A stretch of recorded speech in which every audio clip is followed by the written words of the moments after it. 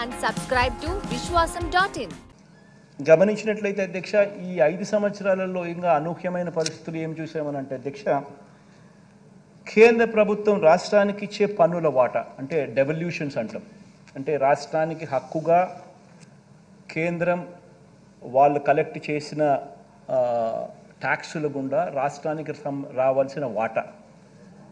ఈ రాష్ట్రానికి సంబంధించి ఈ కేంద్ర ప్రభుత్వం రాష్ట్రానికి ఇచ్చే ఈ పన్నుల వాటా అంటే ఈ డెవల్యూషన్స్ కూడా అధ్యక్ష మన 5 సంవత్సరాలు ఈ 5 సంవత్సరాల పీరియడ్ కనుక గమనించినట్టయితే అధ్యక్ష ఆ డెవల్యూషన్స్ కూడా తగ్గాయి అంటే దానికి ముందు 5 సంవత్సరాలు చంద్రబాబు నాయుడు గారి పాలనలో ఉన్న 5 సంవత్సరాలతో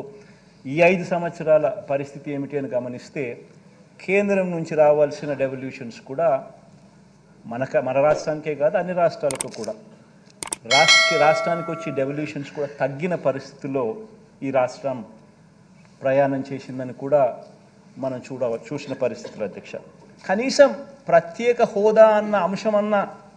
కనీసం చట్టంలో అన్న కనీసం రాసిందంటే కనీసం చట్టంలో అన్న కనీసం పెట్టుంటే రాష్ట్రాన్ని విడగొట్టేటప్పుడు కనీసం మనం కోర్టుకు పోయినా కానీ కనీసం తెచ్చుకునే అవకాశం ఉండేది రాష్ట్రాన్ని అడ్డగోలుగా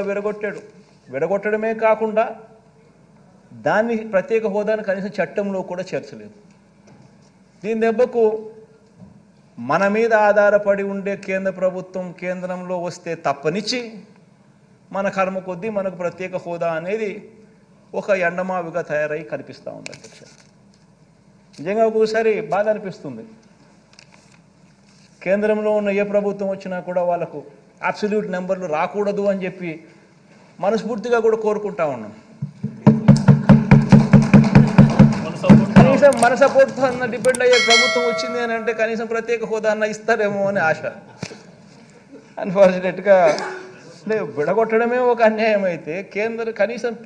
రాష్ట్ర విభజన చట్టంలో దాన్ని పెట్టకపోవడం ఇంకా దారుణం అధ్యక్ష మన కళ్ళ ఎదుటితే కూడా ఇంత దారుణమైన పరిస్థితులు కూడా చూసాం